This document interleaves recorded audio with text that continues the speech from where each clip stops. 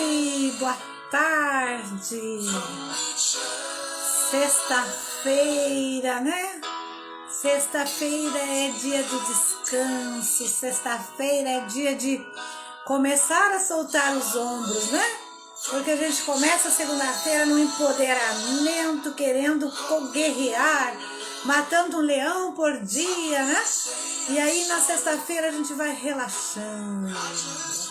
E nada melhor do que relaxar com uma musiquinha gostosa, né? Olá, Claudinha, Sara de Oliveira, Flávia, Sônia Silveira.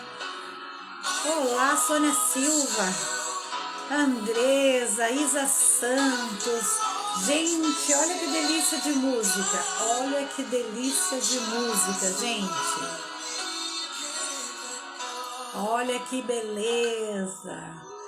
E aí nós estamos aí esperando, ansiosos, né? Eu tenho certeza que vocês estão esperando ansiosos aquele bate-papo gostoso da doutora Carla Lago Marcino, lá de Curitiba, que é especialista, gente, em emergência, e hoje ela vai vir aqui conversar com a gente, com todos vocês cuidadores. Olha a Denise entrando aí, a Jaqueline Ribeiro. Gente, vocês não podem perder. Vocês não podem perder, porque cada vez que a gente conquista o coraçãozinho aí de uma médica do porte da doutora, sabe, com todo esse gabarito para vir falar conosco, é uma honra muito grande, a gente tem que abraçar. E eu vou trazer ela já já com a gente para falar um pouquinho, né, gente, sobre emergências para o idoso, para o idoso, que eu tenho certeza que vocês estão curiosas para saber. Olha, a Gui Ribeiro, a Vilmara, teu curso saiu hoje, hein? Aquele do Instagram, da Hotmart. Sandra Antunes, bem-vinda, meninas. Bem-vindas, vocês todas. Vamos aguardar um instantinho aí a doutora. E olha, sexta-feira é dia da gente comemorar, realmente comemorar a semana, né? Sexta-feira é um dia maravilhoso. Ela está ali, doutora. Seja bem-vinda, querida. Oi, obrigada. Tudo bem? Tudo, gratidão por aceitar o nosso convite aí, tá? Tão singelo. Olha que linda que ela é, meninas! Flávia, você que é toda fanzona também. Que amor. Bem-vinda, querida. Que bom estar contigo Obrigada. aqui. Doutora, Obrigada, obrigada. nós somos, olha a Fátima lá de São Paulo acompanhando, a Andressa. Então, doutora Carla, nós temos as meninas cuidadoras aí no Brasil inteiro, né? Inclusive algumas fora do Brasil. Então, eu quero dizer para vocês que eu estou falando daqui de Florianópolis, Santa Catarina, e a doutora Carla de Curitiba, Paraná. E ela vai se apresentar para vocês agora, vai contar quem é a doutora Carla. Então, eu sou médica há 27 anos, né? Eu venho de Santa Catarina Ah, também, é? sou de Blumenau. E, e vim para Curitiba para estudar, né? E acabei ficando aqui. Eu já fiz várias coisas, já trabalhei com várias áreas de medicina, né? Mas o destino me fez cruzar com um uruguaio, que é o meu marido, Ah, que amor. e ele trouxe para o Brasil a empresa EcoSalva Emergências Médicas, que é uma empresa de ambulâncias, sabe? E daí eu fui trabalhar lá e acabei me apaixonando pelo gringo. Que amor. Então, a minha vida começou com os idosos aí, sabe? Porque eu acabei trabalhando vários anos com emergências médicas, né? E essas empresas que atendem em domicílio, né? A gente acaba tendo muitos pacientes idosos, né? Sim.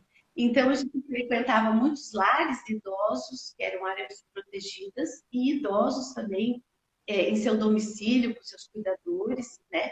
Então eu Uhum. pude ver tanto os idosos em lares, instituições, quanto nas suas casas. né? Uhum. Então, foi daí, inclusive, que partiu a ideia, em 2014, da gente construir um lar de idosos, né? Uma instituição de longa permanência, através dessa minha convivência com um monte Aham. de idosos. E daí a gente começou, daí eu comecei a fazer um curso, um mestrado em 2017 e 2018 em gerontologia. Uhum. Foi um curso EAD pela Universidade de Santander, na Espanha, e foi super legal, muito interessante, sabe? Me ajudou muito, aprendi muito a entender um pouco mais o idoso. Uhum. Então, foi super legal. E daí, em 2020, eu acabei abrindo o meu lar de idosos e hoje eu só trabalho com idosos. Ai, que delícia, que bom, né? Então, eu acho assim que hoje mudou muito o conceito de trabalhar com idosos, né, doutora? Antigamente, o cuidador informal era qualquer pessoa, né? Um vizinho, geralmente uma pessoa solteira, que eles sempre diziam assim: aquela lá não casou, então ela cuida dos da casa, né? Não lembra que era assim? Eu lembro muito que na minha adolescência nós íamos na casa das tias, as mais velhas cuidavam dos velhinhos e assim era o processo, né? Hoje demanda de muito mais, demanda muito cuidado, porque os idosos eles querem viver mais, né? Então é preciso assim que o cuidador também fique atento a essas informações que vêm de todos os lados, né? É verdade. E hoje o que a gente vê também é uma escassez de pessoas na casa, né? Antigamente tinha 10, 12 filhos, É né? verdade. Hoje tem poucos filhos, então às vezes as pessoas de casa não têm tempo de cuidar, né, dos idosos e acabam deixando então atribuindo função então a um terceiro, né? Hoje a Então gente acho vê que também, né, que os filhos nem conhecem direito a situação dos pais, né, porque tá todo mundo naquela rotina louca. E aí lá nas verdade, casas, vocês, né, nós, cuidadores e os centros geriátricos acabam criando essa empatia com eles, né? é verdade, verdade. Inclusive, eu acho isso fundamental, né? Porque o idoso ele vai se tornando muito acomodado com o passar dos anos, né? Uhum.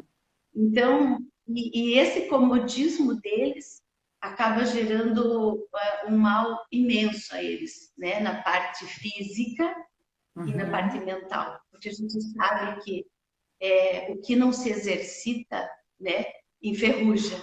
É, Então, tanto física quanto mentalmente, né, eles acabam perdendo muito em decorrência de ficarem em casa, trancados, confinados. Às vezes eles ficam tão bitolados com a TV, né? Parece que o é. mundo gira em torno da TV, né? Então, eu acho que o cuidador, nesse quesito, ele é fundamental, né? Se eu valorizo muito o cuidador que realmente tenta afastar o idoso da televisão e não colocá-lo na frente da TV, Isto né? é. E ter iniciativa de fazê-lo caminhar, de pegar um ar, de pegar um sol, enfim, de fazer qualquer tipo de atividade física e também de atividades onde trabalhe a cabeça dele, mas não. A gente diz que a televisão é uma atividade passiva, né? Você só Aham, está escutando, né? Você só escuta aquilo. Às vezes aham, você faz tão automaticamente que você não sabe, às vezes, nem o que está acontecendo na TV, né? Parece que aham. fica em transe. Então, para funcionar a cabeça da gente, a gente precisa estar trabalhando ativamente, né?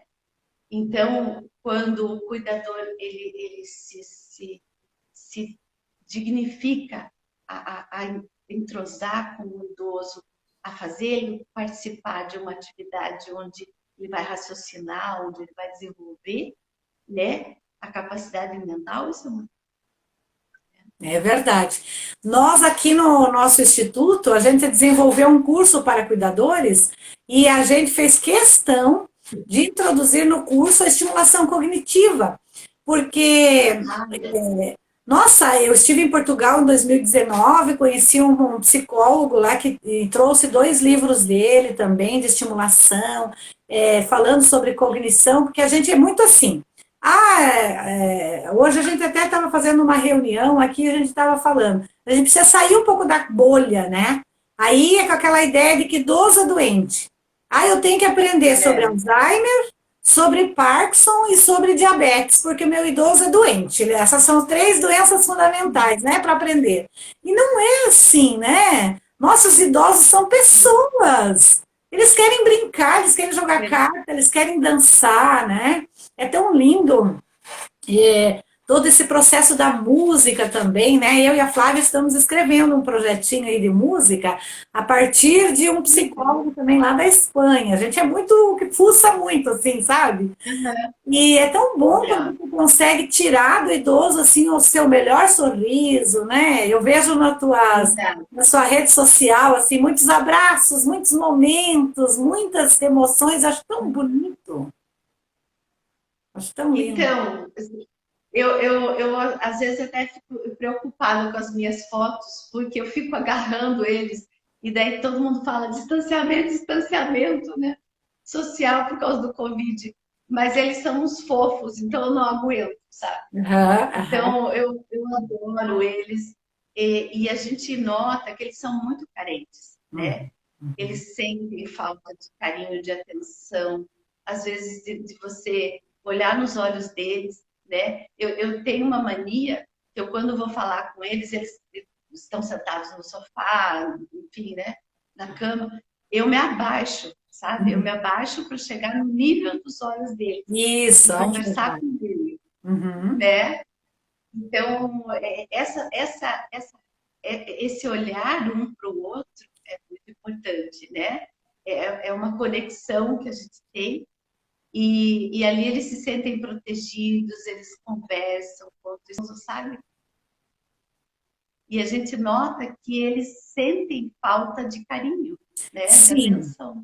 E assim, não, e sem julgamentos, né? Porque não é culpa de ninguém. É porque o sistema é maluco demais, né? Os filhos precisam trabalhar, os netos já não estão habituados, né? Por exemplo, eu atendi um caso, uma ocasião, que a Nora levava as crianças lá para ver a paciente, sabe? Só que ela levava assim uma vez por mês, porque ela não queria explicar para as crianças o problema degenerativo da vovó, sabe? Então, daí é falta de informação, né, doutora? Eu acho que aquela Tá. paciente ela ia se sentir tão mais amada, ela ia se recuperar mais se ela, né, se todo mundo abraçasse aquela causa. Mas falta muita Verdade. informação ainda, eu acredito. E eu não sei, as pessoas parecem que têm medo e às vezes até repulsa, né? Pois Do é, idoso. Você já viu isso, pois é. né? Que parece que ele vai transmitir a doença, é como se tivesse um medo de que vai pegar, aquilo vai pegar, Exato, né? exato, exato. Nossa, nós aqui na rede social, a gente trabalha muito a humanização. Aqui no Instituto, desde que eu Sim. comecei minha carreira, lá em 2007, que na verdade eu sou professora de APAE já, né? De crianças com necessidades especiais. E eu sempre gostei eu tive curiosidade por essa coisa do autismo, né? Da deficiência mental. E aí caiu de paraquedas numa situação minha de que eu estava passando uma dificuldade aqui em 2007 tremenda, e eu acabei indo para a Europa para trabalhar, e lá eu fui para trabalhar de doméstica, mas eu caí na casa de um casal de idosos. Então eu não me contentava em limpar sem dar atenção, sabe? Sem dar carinho, sem tirar ela da cama, que era uma chinesa, casada com português, né? Daí ela, prostrada lá naquela depressão, inclusive ela está viva até hoje, continua com depressão, a filha dela sempre fala comigo. Então eu tirava ela da cama, eu fazia ela vir cozinhar, me ensinar a cozinhar, então daí eu descobri ali essa profissão de cuidadora. E até hoje a gente trabalha essa humanização, porque parece que as pessoas pensam muito, visam muito dinheiro, né? É verdade, é verdade. Infelizmente, né? Eu sempre digo para as pessoas assim, que o cuidador muitas vezes erra porque ele pensa em três coisas básicas, né? Que é alimentar o idoso, dar remédio e higiene. Aham. E tá, Uhum. e para aí, né? E na verdade não é só isso, né? A gente tem muito mais, É, né? Então, o relacionamento com a pessoa, o entretenimento, isso é muito importante, né? Então, exatamente. é o que a pessoa mais sente falta, né? Eu acho que o básico, que é a higiene, o medicamento e a alimentação, qualquer um pode fazer, mas só Exatamente. os melhores vão fazer mais. Vão fazer a diferença. É aquilo que a gente falou até ontem, né, no curso de marketing para os cuidadores. Você tem que ser um profissional, né? Um profissional humanizado. A gente não está manuseando uma máquina, né? Nós não estamos trabalhando numa padaria que você vai ficar ali no automático, ali picando o pãozinho para sair tudo do mesmo tamanho. São vidas, são pessoas, né? São pessoas. É muito Verdade. legal. E a Você senhora sabe acha que que aumentou o número das casas de repouso e as instituições de longa permanência por conta da deficiência do cuidado mesmo? Porque eu vejo os cuidadores tão despreparados nos lares e acabam. Eu sempre vejo assim, nós cuidadores, gente, somos assim os resolvedor de problemas. Mas muitos é verdade. cuidadores são o problema da casa, se tornam mais um calo, né? E aí a família vai optar por mandar para a instituição. Exatamente. Uma coisa que eu escuto muito aqui quando a família vem procurar, né, pela instituição, é que eles não gostam de duas coisas, principalmente. É uma queixa assim, muito comum. Primeiro, é a logística dos cuidadores, ou seja, porque assim, às vezes faltam com muita frequência, né? Isso. Porque, porque dentro de uma casa é diferente. Aqui uma instituição eu tenho vários cuidadores. Se faltar um, eu vou chamar outro, né? Eu tenho essa possibilidade. Já em casa você contrata um ou dois, você fica atrelado àquilo. Então é um problema quando um falta, né? Não é fácil de resolver o assunto, É, né? Então, essa logística tanto de faltas, como também, assim, alimentação, toda essa logística dentro da casa, isso. né? Aham. Porque as famílias acabam se incomodando muito com a logística de como a pessoa vai ficar lá dentro, Uhum. como vai se alimentar, enfim, né? Então, isso é uma reclamação. E a outra reclamação é principalmente o WhatsApp, É, né? Então, é aquela coisa que eu te falei, que o cuidador faz o básico e assim que ele acaba, ele quer pegar o celularzinho e, ó, isso mesmo. né, Isso. voltar para si mesmo e se entreter. E daí o velhinho tadinho fica de lado, né? Então, essas são as duas principais queixas que eu quando procuram uma instituição da permanência. Então, acho fundamental. Eu não sei se você está me escutando, que eu estou te vendo parada aí. Você está me Me escutando? deu uma trancadinha, mas está vindo bem a fala aqui. Pode Tá vindo. continuar, doutora. Então, eu acho que isso faz a diferença até no quesito assim. Às vezes as cuidadoras pensam assim, né? Mas eu vou perder o meu velhinho para uma instituição de idosos, né? Aham. Então, se vai perder, se questione por que vai perder? Porque o Isto, valor é o mesmo. isto. O valor é o mesmo. O que o familiar paga dentro de casa, ele vai pagar na instituição. O valor é muito similar, sabe? Uhum. Então, se a família opta por uma instituição, é porque dentro de casa a família está notando que não vai ter a mesma coisa que tem dentro da instituição. É. Então, às vezes, também tem que vir do cuidador, né, partir dele, de repente, incentivar a família, de Sim. alguma maneira, mostrar o serviço, né? Mostrar o serviço, claro. Porque a gente prega isso, assim, eu sou meio ativista, sabe? Então, eu não tenho vergonha e não tenho dó de falar a verdade, sempre, sabe? Então, por exemplo, a pessoa vai para dentro da residência, chega lá e acha que é dono da casa, né? Começa. Quem que vai querer uma pessoa de fora sentada no teu sofá da sala, de perna para cima, com o celular na mão? Gente, isso é um absurdo, né? Agora, aí veio a mamãe e o papai lá numa residencial que hoje não tem mais asilamento, acabou, hoje é uma instituição de longa permanência, de alto requinte, né, com equipe interdisciplinar, médicos, né? Eu tive no geriatra semana passada, doutor japonesinho, assim, bem velhinho já, dele, vamos abrir uma casa, você comigo abre uma casa, eu comecei a rir, eu falei, ai doutor, não, tem muita casa já. Então, assim, é lindo ver. Eu visito aqui as minhas amigas, eu vejo as senhoras tudo super bem. Por quê? Porque o cuidador precisa vestir, né, uma profissão e fazer como algumas cuidadoras ali, como, por exemplo, a Cleusa está assistindo a nossa live, a Flávia, tem um monte de gente aí super profissional, a Sandra Espezinha, a Cláudia, olha, várias que são mega profissionais. Mas ainda falta muita gente, né? Assim, se especializar nessa área. Verdade, verdade. Inclusive, hoje, a vigilância sanitária, pelo menos aqui em Curitiba, não sei aí, mas ela pede, né, faz parte das instituições de longa permanência, a gente só pode contratar cuidadores com um curso. Né? Então, não pode ser qualquer pessoa.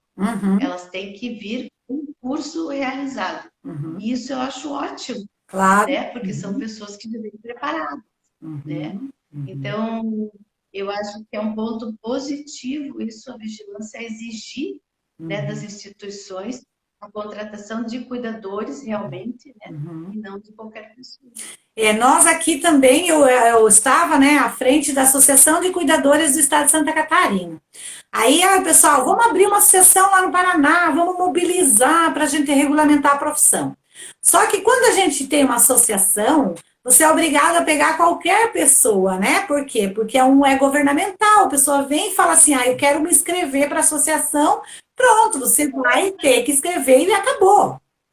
E aí eu falei, não, é assim que funciona. Eu não vou botar o meu nome para qualquer pessoa sair por aí fazendo qualquer coisa. Então, com a pandemia, né, eu e a minha filha montamos o Instituto Sônia da Silva e começamos a fazer capacitação. Já chegamos várias vezes ao ponto de não querer a matrícula de determinada pessoa, porque a gente sabe que a pessoa não tem perfil para cuidador. Sabe que você vai pegar R$500 para se incomodar? Né? Então a gente olha ali e começa a analisar. Não. Eu vou pegar R$500 para depois eu me incomodar o resto do ano, ou 2 anos, ou 3 anos? Não. E não é uma profissão que vai me deixar rica, né? Eu acho que todo ativista é meio assim, alternativo, vive mais ou menos como dá. Mas eu gosto disso e eu acho assim que as meninas que querem, os rapazes que querem mesmo engajar na profissão, tem espaço, né? Ontem a gente fez um curso e a gente deu 9 possibilidades de emprego para um cuidador. 9 possibilidades, né?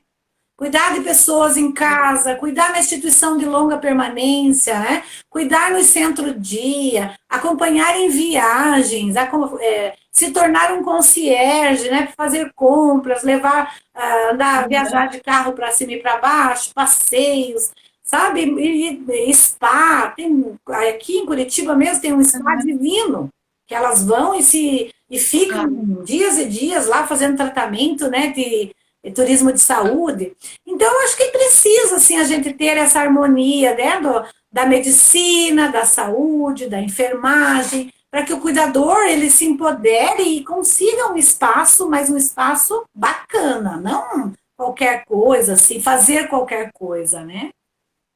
Claro, exatamente. Não, tem que se valorizar e mostrar, né, para o que veio. Eu acho que tem que Exato. fazer a diferença, senão não vai. E doutora, e como é que foi essa questão do Covid agora com os idosos? Muitos casos, muito Nossa, sofrimento, está sendo ainda, está né? Na sendo. verdade, infelizmente, o que mais incomoda eles é o isolamento, né? Essa, a gente tem que respeitar as regras, então as visitas familiares elas estão sendo externas, né? Uhum.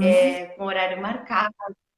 Então isso tudo eles sofrem muito, né? Porque tem que ficar de máscara, tem que manter o distanciamento.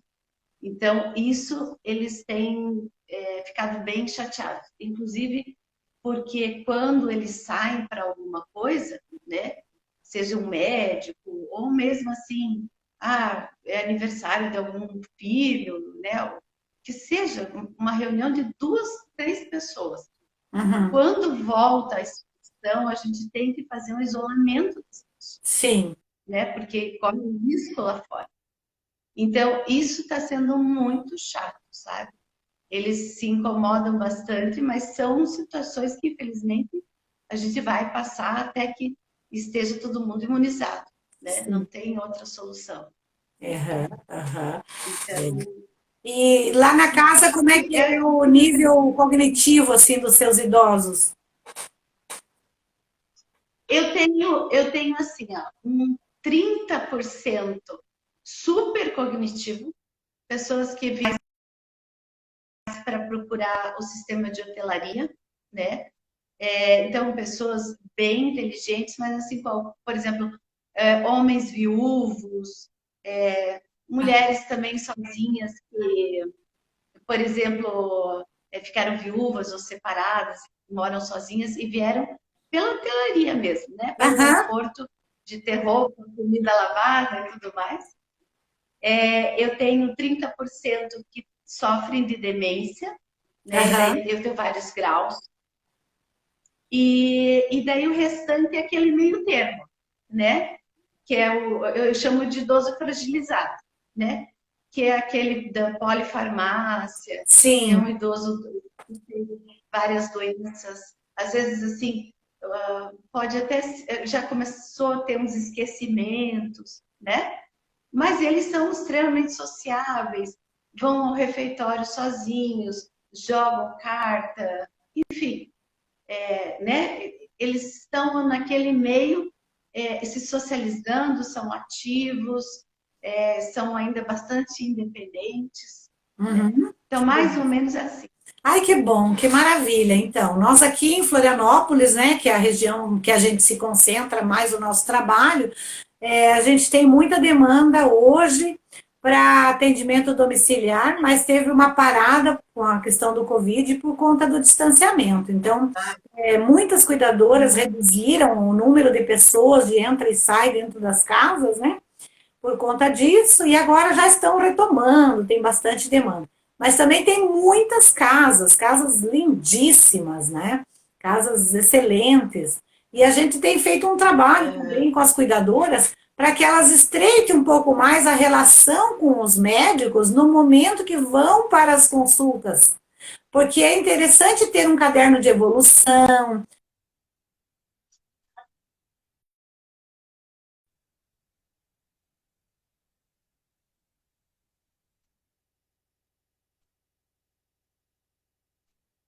médico em questão, todo aquele processo que fez para a assertiva ser melhor ainda, né? Então, o nosso trabalho tem sido bem incansável, sabe? Bem incansável. Imagino.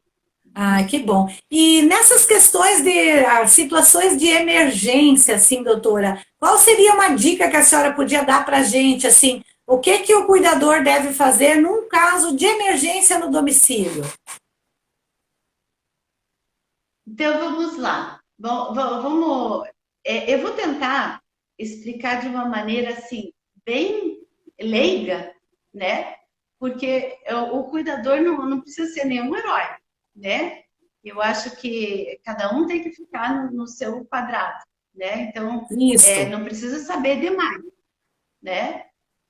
Mas a gente tem algumas emergências nos idosos que eu enumerei aqui, que é principal hoje, eu coloquei por ordem de acontecimento, digamos, Aham. né? Da mais frequente para menos frequente.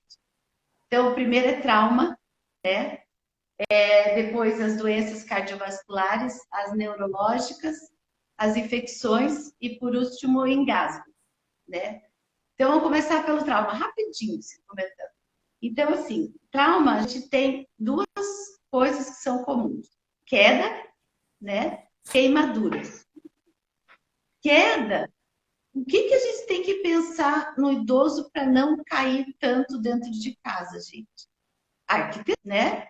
A gente tem que imaginar onde que ele vai andar. Então, assim, quando você tiver, você cuidador, tiver dentro de uma casa, oriente os familiares, né? Olha, tá vendo esse tapete ali no banheiro? Não é legal, porque pode, sabe? De repente, o idoso tem um quarto num lugar que está cheio de escadas, né? Cheio por exemplo, de móveis com pontas, né? Então, às vezes, realocar o idoso dentro da casa, evitar tapetes, colocar proteçãozinha nos cantos dos móveis, sabe? São Uhum. coisas, às vezes, que você não precisa mudar a casa inteira, mas são coisas que ajudam muito, Uhum. né, a proteger o idoso, né? Claro que se o idoso cair, o que tem que fazer? Tem que chamar alguém, não se meta a mexer num idoso que pode ter uma fratura de colo do fêmur, ou mesmo Isso. que bateu a cabeça, né? Não Isso. mexa, chame alguém. É, a pessoa, o cuidador não é preparado para aquilo. Então chame alguém, né? Isso. Mas eu acho assim, tentar evitar o trauma é muito importante, né? Por exemplo, os demenciados, meu Deus, gente, a cozinha é um perigo, né?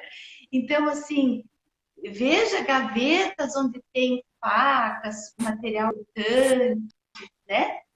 Tentar evitar que o fogão fique ao, ao é fácil do idoso alcançar, né? Fácil alcance. Então, são coisas assim que, quando você entra numa casa, você já vê os perigos, né? Uhum. Então, eu acho que esse tipo de situação, evitar o trauma é fundamental, né? Outra coisa que a gente vê muito frequente nos idosos é queimadura. A queimadura mais comum, olha, pasme, é queimadura por água quente ao tomar banho. Nossa! Por Aham, por puro descuido, porque às vezes o chuveiro ele esquenta mais do que o normal e a pessoa não fica controlando, né? Não fica de Sim. olho no banho. Porque, na verdade, você deveria, principalmente o idoso que já não tem uma cognição boa, é bom supervisionar o banho, ficar atento e às vezes até dar o banho, né? Então, eu já atendi casos onde colocaram o idoso com a cadeira de banho debaixo do chuveiro, ligaram o chuveiro e largaram ele lá. E ele fez queimadura de segundo e terceiro grau na pelve, no abdômen, sabe? Por água quente que estava de chuveiro. Meu Então, Deus. é um absurdo, né? Então, eu acho que cuidar na hora do banho, porque realmente a água às vezes destempera, né? Sim. Dependendo, ela diminui a quantidade de água, isso pode aumentar o calor, a temperatura. É uma coisa muito frequente, né? E que é uma coisa fácil, Pois é. né? Então, outra coisa, o idoso às vezes pode até se afogar no banho, né? Se você joga o chuveiro em cima dele e deixa correr a água, ele pode até se afogar. Então, são coisas que a gente não consegue imaginar, mas coisas que acontecem, Pois é. né? Quanto as doenças cardiovasculares, que é tão comum, na verdade, as doenças cardiovasculares são comuns em qualquer adulto, né? Mas claro que o idoso acaba sendo mais atingido. As principais doenças é a hipertensão, é o infarto e a insuficiência cardíaca, né? Até deixa eu fazer um adendo. Quando vocês forem cuidar de uma pessoa em casa e essa pessoa ela é doente, porque tem idosos que não são, né? Mas quando ela é doente, seja por, sei lá, diabetes, hipertensão, alguma coisa, eu acho que é fundamental. Tô aqui ainda, tá me vendo? Cortou um pouquinho. Você tá me escutando? Acho que cortou. Ai, deixa eu ir mudando de lugar. Deixa. Cortou um Parou? pouquinho. Cortou, então tô te procurando, tô te Pois é, procurando. agora nós voltamos. Aê, aí. Deixa eu pôr aí. Tá me vendo? Estou te vendo, aham. Então tá bom. Então, eu estava falando que é muito importante quando a gente vai cuidar de um idoso doente, né? A gente ter um material básico e que o cuidador sabe mexer. O cuidador que faz curso sabe mexer, que é o termômetro, né? Um oxímetro, Sim. um aparelho de pressão, que pode ser até aquele de pulso, que é só apertar um botãozinho, né? E para aqueles que têm diabetes, fazer a glicemia. Isso, a glicemia. Então, eu acho assim, pelo menos isso a gente tem que exigir da família, sabe? Sim. É o mínimo, vai custar 300, 400 reais para a família todo esse arsenal. Então, não é muito dinheiro e vai durar bastante, né? Sim. Então, eu acho que vale a pena ter. Então, assim, casos de problema de pressão no idoso, tanto a hipertensão quanto a hipotensão são coisas que é muito perigoso, né? A hipertensão pode, inclusive, às vezes causar AVC, Sim. infarto, né? Que a gente sabe. Então, sempre que você pegar uma pressão muito alta no idoso, se intere com a família. O que ele toma para pressão, né?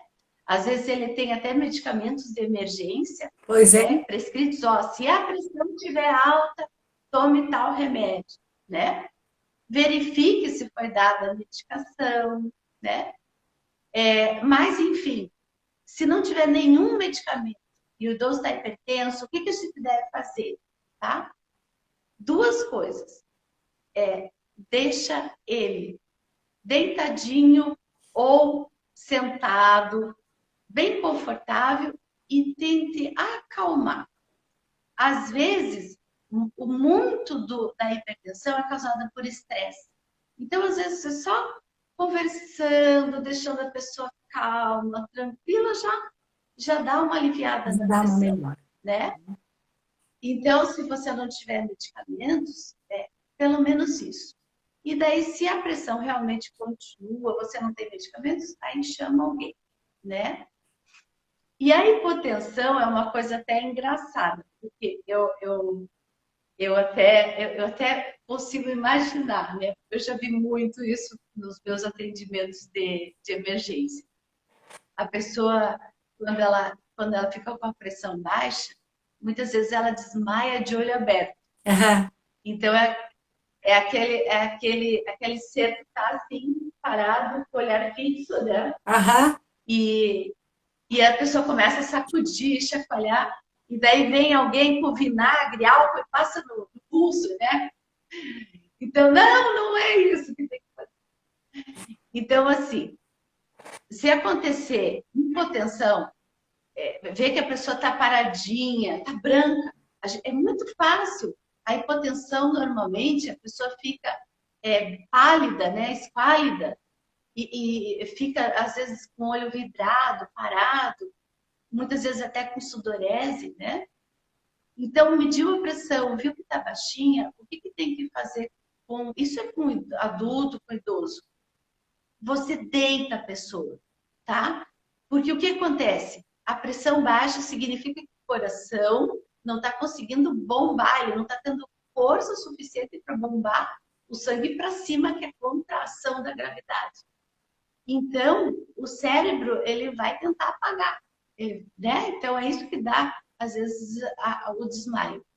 Então, se você virar a pessoa, deitar ela, o sangue naturalmente vai para a cabeça. Claro. Né? Ele não tem que ter um esforço de ir para cima, ele vai naturalmente para a cabeça. E uma coisa muito importante, que às vezes as pessoas esquecem, é que a pressão baixa, ela causa reflexo de vômito. Uhum. Isso é natural. Então, é muito comum a pessoa ter ânsia de vômito quando a pressão está baixa. E o que acontece? Se você deitar uma pessoa de barriga para cima e ela vomitar, ela vai broncoaspirar. Vai broncoaspirar. Né? Então, sempre lembrem assim, ó, vão deitar? Deitem de lado. Isso vale para qualquer tipo de inconsciência, tá? Não é só da hipotensão, mas é da hipoglicemia, é do desmaio, é da crise convulsiva, né? Sim. Deita a pessoa, mas vira a cabeça de lado. Porque se ela vomitar, ela vai vomitar no chão, né? E não para dentro da boca, tá? Isso é muito importante, tá bom? Outra coisa que, um mito também que o pessoal faz e que é errado, é assim, tá com a pressão baixa, abaixa a cabeça e põe no meio das pernas, né? Isso não é bom, tá? Você está trancando a circulação inteira, né? Cada flexão que você faz, você está impedindo o sangue de circular. Então, não faz isso. Deita a pessoa, que é melhor, tá? Uhum. E até tem gente que eleva os membros, né? Uhum. Que também é uma situação onde o sangue vai vir das pernas e vai vir melhor para a cabeça, também ajuda. Mas só deitar de lado já é importante. Já é importante. Tá? Exatamente. Situação de emergência também são as dores no coração, né? Dores do peito, infarto, essas coisas assim. O infarto, normalmente, ele não tá, ele nunca tá, é difícil ele estar sozinho, só dor no peito, sabe? Normalmente ele tem características que vêm junto. Uhum. E a mais comum é a hipotensão. Uhum. Então, a dor no peito, desculpa, não é só hipotensão, hipertensão também. Sim. Né? Uma dor no peito associada a uma variação de pressão tem que ficar alerta, tá? Seja pressão baixa ou pressão alta, tá? Porque determinados infartos eles cursam com pressão baixa, outros com pressão alta, né? Entendi. E então, sempre quando você tiver associado dor no peito com pressão baixa ou pressão alta, alerta, chama alguém, chama para verificar, uhum. Tá bom? Vamos comentar um pouquinho das causas neurológicas também, né? Por exemplo, uma situação muito comum de desmaio ou de perda de consciência é a hipoglicemia, uhum. né? A hipoglicemia, ela é comum para chegar a dar o desmaio ou a falta de consciência, você notar que a pessoa, você conversa com ela está te olhando, mas ela não te responde, né? Ela fica de olho parado, ou ela está confusa, ela responde coisas diferentes do que você está perguntando, né? Quando que você vai desconfiar de uma hipoglicemia? Primeiro, é muito mais comum, muito mais frequente numa pessoa que usa insulina, uhum. Tá? É difícil de você ver um caso de hipoglicemia numa pessoa que não usa insulina. Então, aquele diabético que toma os remédios, né? É difícil. Normalmente é a pessoa que usa insulina, porque a insulina faz mais casos de hipoglicemia, sabe? Então, verifique a glicemia. Se a glicemia estiver menor que 60, dá açúcar, Sim. sabe? tente colocar alguma coisa doce na boca, de preferência alguma coisa em pequena quantidade, Sim. muito doce. Então, por exemplo, chocolate, leite condensado, sabe? Coisa que tenha uma textura que a pessoa não vai aspirar aquilo, né, com facilidade, que a pessoa vai sentir que dilua na boca, né? E ver se recupera, porque a hipoglicemia, em 3 a 5 minutos, a pessoa já recupera um pouquinho de açúcar, né? E se você ficar desconfiado de hipoglicemia e você não tem aparelho de glicemia em casa, o que você faz? Você dá açúcar. Porque a hiperglicemia, normalmente ela dá sintomas diferentes.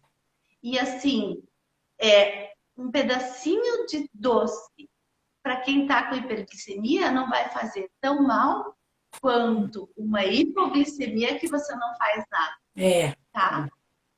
Então, na dúvida, você dá aquele pedacinho e espera 3 a 5 minutos e vê se a pessoa recupera. Porque normalmente dá certo. Uma colher de leite condensado ou 2 quadradinhos. Tem alguém, um idoso meu me cumprimentando. Ou 2 tabletinhos de chocolate, que seja, já é o suficiente para tirar da hipoglicemia. Tá? Que legal. A outra questão também de emergência é identificar um AVC, né? Que é tão comum. Pois é. Idosos, né? Então, assim, claro que o AVC é mais comum, graças a Deus é o mais comum, é o isquêmico, que é o menos prejudicial, né?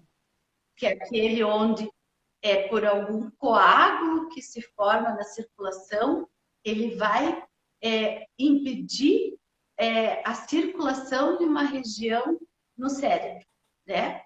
Então, por falta de oxigenação nesse pedacinho do cérebro, a pessoa tem sintomas de AVC.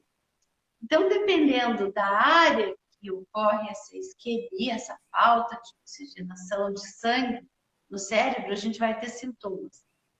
E os sintomas mais comuns do AVC é principalmente a pessoa ficar com confusão mental. Então, de uma hora para outra, a pessoa está conversando com você, de repente, ela fica confusa. É uma coisa instantânea. Ela começa, onde que eu tô? Quem é você?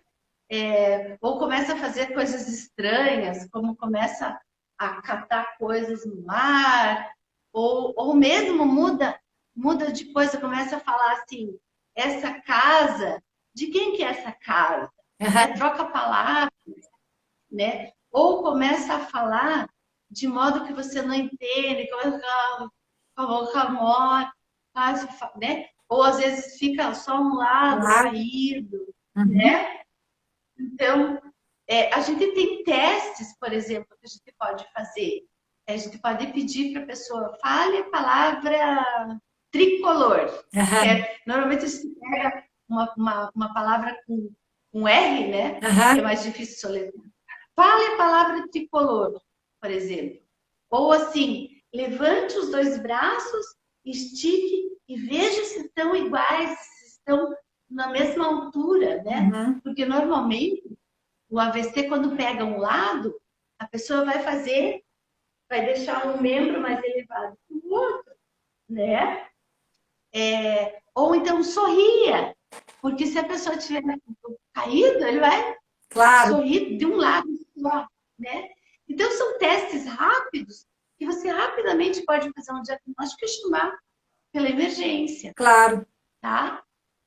Então, eu acho que do AVC, assim, é o mais gritante dele, é um curso rápido, agudo. A pessoa estava boa e, de repente, de uma hora para outra, ela mudou o comportamento. Isso me diz muito para um AVC. Puxa. Tá? Nossa, que interessante. Outra coisa que eu coloquei aqui, que é uma coisa muito comum em idoso, é infecção urinária e pneumonia. E pulmonar. Eu acho que na minha vida, na minha carreira, 9 anos de emergências médicas, eu atendi 70% era isso, Nossa. sabe? Idoso. É muito comum, muito comum. E por que passa tão desapercebido, né? Porque no idoso, a infecção, ela não é uma coisa característica típica, sabe? O idoso não chega para você e diz assim, eu tô com dor na minha bexiga. Eu tô com dor no meu rim. Ou, eu tô com tosse e tá doendo no meu tórax. Não. Ou tem febre. Não, às vezes o idoso não faz febre. Não faz febre. Né? Então, o que mais chama a atenção para a infecção no idoso? Gravem isso. Uma palavra. Duas, na verdade. Né? Confusão mental. Tá? Confusão mental ou sonolência. Então, aquele velhinho que acordou mais prostrado, mais molinho, sabe? Aquele dia ele não tá com fome, ele tá mais aéreo, parece que ele já não lembra do teu nome, que ontem ele tava falando meu nome, hoje ele não tá falando mais. Estranho, né? Então, uma confusão mental, assim, uma prostração, sabe? Aquele idoso que quer dormir mais, pense, vai lá, olha a urina, olha no vaso, olha na fralda, cheira, sabe? A urina mais concentrada, mais forte de cheiro, mais forte de odor, de cor. Preste atenção, avisa a família. Isso. Pode ser uma infecção urinária, né? Ou mesmo o idoso que começou a ter uma respiração mais forçosa, sabe? A respiração é uma coisa que tem que vir naturalmente sem esforço do corpo. Com certeza. Quando você nota que a pessoa está assim, ó, ou seja, tá elevando o tórax inteiro para respirar, né? É sinal de que não está normal, né? Normalmente vem associada a uma tosse produtiva, né? Você nota que tem catarro junto na tosse. Chame a família, chame a atenção. Sonolência, frustração, confusão mental. Com tosse, chame a família. São duas infecções muito comuns no idoso. E, pasme, leva muito a óbito. Porque essas infecções complicam. A pessoa acaba indo para o hospital, acaba indo para a UTI, acaba pegando uma infecção hospitalar. Então, é uma causa de morte frequente. Sim. E que começa somente com uma prostraçãozinha, né? Ou uma tossezinha, ou uma urina mais escura, sabe? O idoso não gosta de tomar água, né? Então, é fácil de fazer infecção urinária. Doutora Carla, nós temos mais 4 minutinhos. Ai, que pena. Não. Ai, que dó. Conversamos demais. Pois é. Ai, que dó. Sabe por quê? O Instagram, ele derruba, né? Passou do tempo, ele não deixa a gente continuar. Eu, por mim, ficaria horas e horas e horas. Como é que a senhora encerraria assim, um pouquinho conosco a respeito do engasgo? Que o engasgo é uma... olha, encerra e começa de novo. As meninas estão amando. Ainda bem, estamos no último tema. O engasgo tem duas coisas bem rápidas que eu vou falar. Uma coisa é engasgar e você tossir. Quando a pessoa está tossindo, é sinal de que existe passagem na via aérea e que ela está conseguindo puxar o ar e tossir, tá? Nesse período de engasgo, onde a pessoa está tossindo, o que você tem que fazer? Tirar as coisas da boca. Facilita a tosse. Não deixa a pessoa se engasgar com mais coisa. Então, limpe a boca, tira a prótese, tira a comida, entendeu? Daí você vai se preocupar com a via aérea, a boca. Tire as coisas da boca, tá bom? Para ajudar ela. Bate nas costas, sabe? Fazer tapotagem. Porque isso, a vibração do tórax ajuda na tosse. Engasgo é uma coisa, asfixia é outra. Asfixia é quando a pessoa tenta respirar e o ar não passa. Ela não vai nem tossir, porque o ar não está entrando. Aí sim, entra a tal da historinha da manobra de Heimlich, né? Isso. Aí sim é aquele que você põe a mão aqui no estômago, por trás, né? Agarra a pessoa e daí faz aquela contração rápida, né? É na asfixia, tá? Não vamos fazer no engasgo isso, porque é uma manobra brusca. Às vezes você se provoca, machuca, você provoca vômito, você pode quebrar uma costela, né? Então, se a pessoa está tossindo, limpa a boca e tapotagem. Isso, eu já fiz isso também. Ai, graças a Deus acertei. Agora, se não houver respiração, aí é o Heimlich. Tá certo. Gente, olha só. Levante a mão quem quer mais. Então, doutora Carla, vou aproveitar esses nossos últimos momentos e vou convidá-la um dia para a gente fazer vamos realizar aí um workshop com os cuidadores, né? Que a gente consiga ficar umas 2 horas conversando. A gente tem feito uns workshops, até o professor Marcos deu esses dias sobre sinais vitais. O pessoal participou, foi tão bacana, sabe? Sempre é bom, assim, a gente ter esse vocabulário bacana, né? Então, eu acredito que vai ser um sucesso. Gratidão. Nem sei como agradecer. Ganhamos a semana. Obrigada pela oportunidade.